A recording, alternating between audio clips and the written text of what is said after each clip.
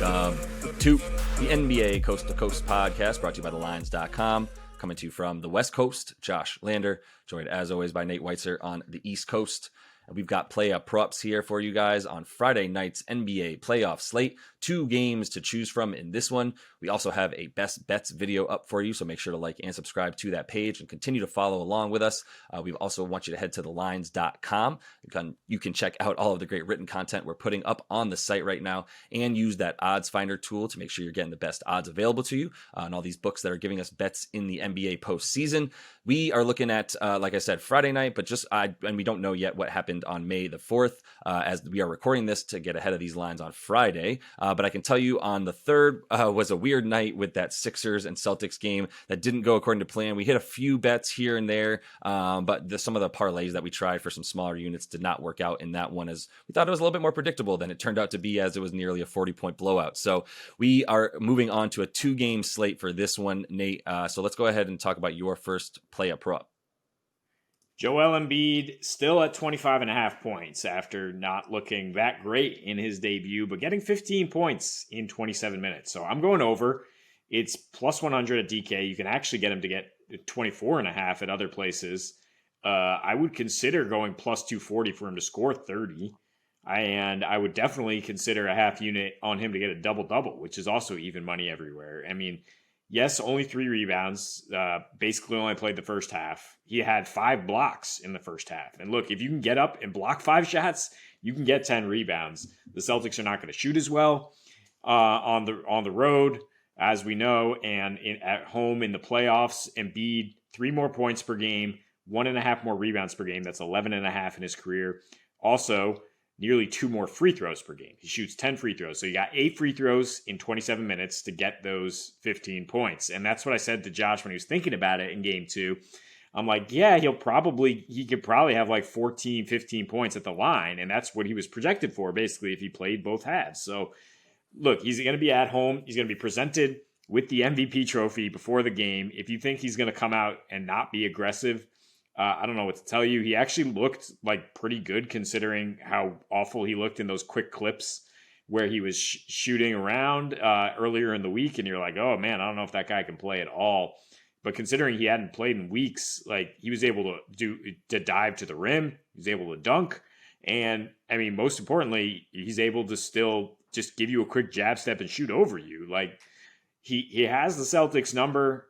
He's able to get to the line at an insane rate against them 31 times in 2 home games this season, 46.5 points per game. I know he's a little bit hobbled at this point, but I think I'm going to take advantage of these props being that low. Yeah, I don't have the balls to go on an under because of the fact that, like, he could just pull some heroic stuff, and I'm not necessarily going to bet against a super tough dude to do that. You know, mentally tough, physically tough. I get pretty annoyed when people talk about him as being soft in any way because he's gotten hurt a lot. Like, he came back from 2 of the worst injuries possible to his back, 2 major surgeries, but in his first 2 years of the league, and then won the MVP and was in the top 3 conversation for like 4 years in a row. He started playing basketball when he was like 15 or 16. So, I mean, I believe in this dude for sure, man. And I just don't have the balls to bet either way on it because of the fact that not only did he look hobbled when he's trying to shoot a basketball, he looks hobbled when he's trying to walk through the tunnel. And that's what scares me. And I don't know if he was shot up with some stuff or not to be able to at least play in the first sort of like 2.5-ish quarters or not. But we'll see, you know, and it's not a bad bet to like get the juice on him doing something, you know, that would be at least a little, not necessarily like crazy an anomaly, but it would be something that would be a little bit surprising to see him be able to pull that off as like an athletic feat to fight through that pain. If he does it, then all those numbers add up to, yes, give me the 30 at that point, you know? He played through a torn meniscus last playoff, so yeah, totally. Yeah, he's going to do it. Yeah, no, with the juice on sort of making up for his knee problems on a low points prop like that, let's get it. Like, I'm with you. So I'm going to move on to my first pick here, and I'm talking about Bruce Brown, love Bruce Brown, 14 and a half points and rebounds. It's kind of high for him to get 15 points and rebounds, but it's even money. I am good for a unit on that. He's recorded it in 5 of 7 playoff games for the team this season so far.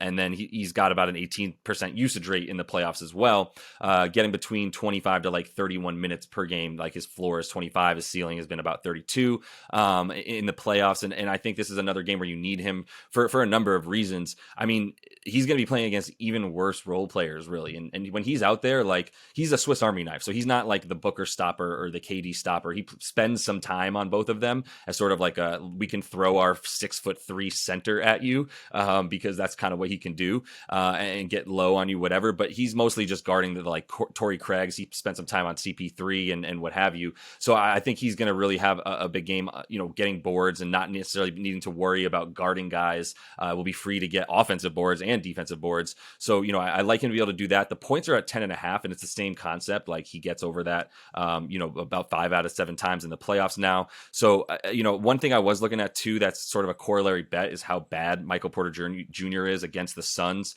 how bad he's been this series, how bad he's been in his career. In 7 games, he's averaging 8 points, 5 boards, 1 assist. Not that he gets very many, but it's that 1.3 threes made because he's only shooting like 3.5. Like, he's not a good matchup against a savvy team like that knows how to play against him because he really does just want to pull. He doesn't even really want to beat you off the dribble if you close out on him. So I think, that the fact that he's going to continue to be that way, I don't know what would change. He's had 2 semi-decent games for him against the Suns in his career. His max points is 15 and 14. His prop is at about 13.5 points. So it's more likely he doesn't get that than it is that he does. And I think there's at least one good game for MPJ in this series. So I don't really want to call it, but that's why I like adding the rebounds no matter what, because, Bruce Brown's a guy who's just going to be flying around no matter what.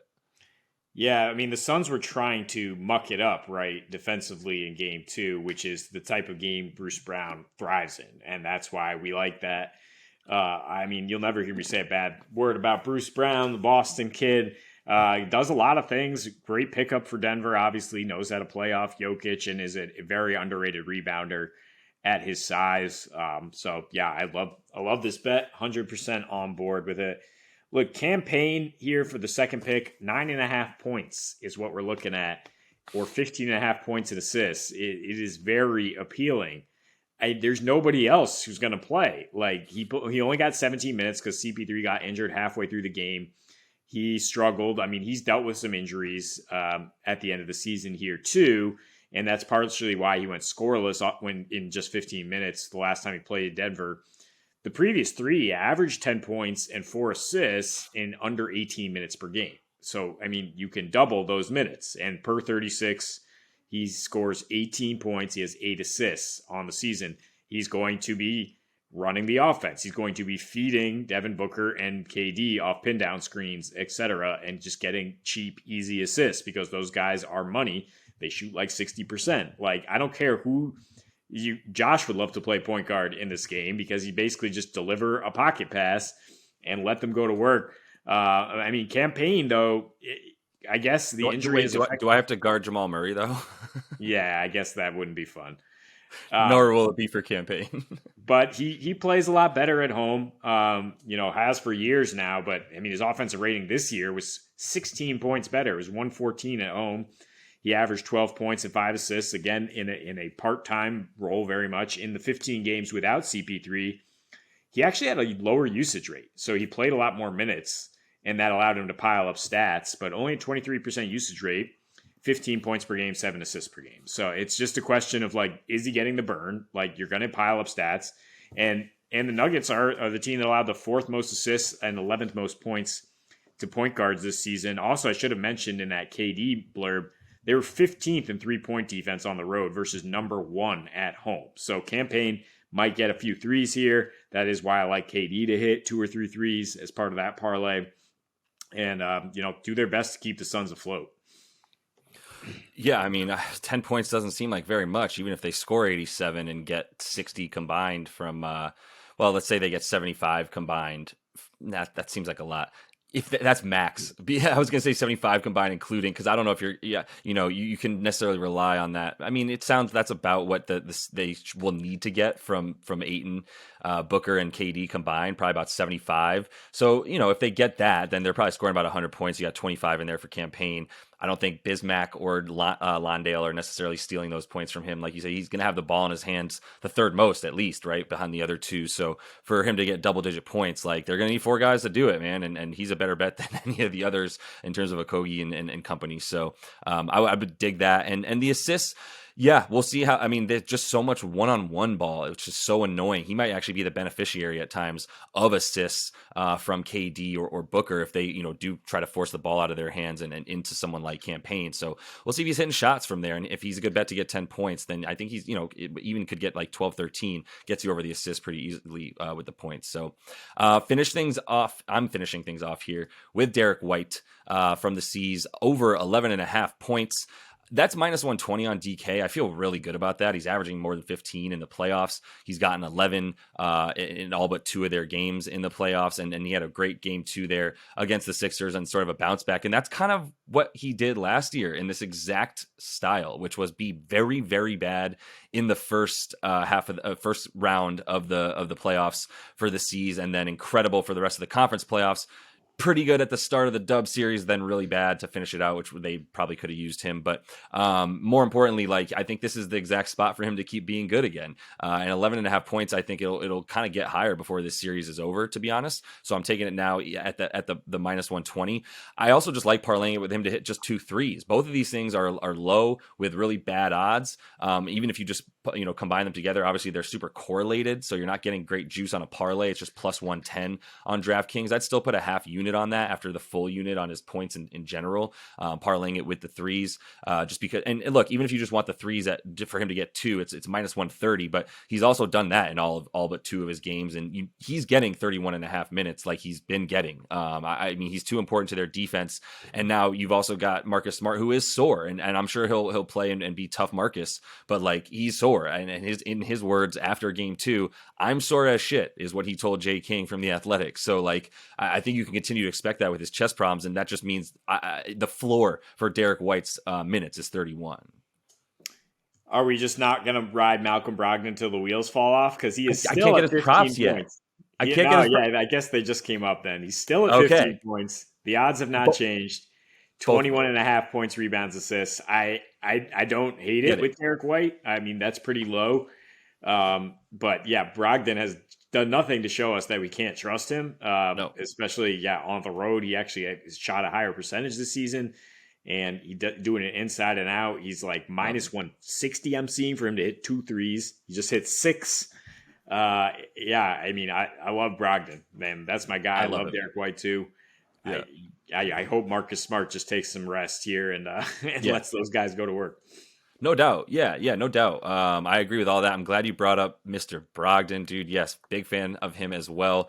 I'll continue to ride him for sure. I think the reason I bring up Marcus Smart is saying, like, don't worry about Derrick White's minutes just because Malcolm Brogdon is playing so well. Like, I think he's going to continue to get some more, especially in game 3 as Marcus Smart tries to rest a bit. But also just love Malcolm. I was reading about how he's one of like 3 players to win the Rookie of the Year and the 6th man in his career. Last guy to do it was Mike Miller from University of Florida. Just wanted an excuse to shout out Mike Miller, now an NBA agent. Love that guy. That is all the time we have for you in this one, as far as I've digressed. So we will continue to bring you these videos. Make sure to like and subscribe to that page and continue to follow along with us. And until we see you next, happy betting.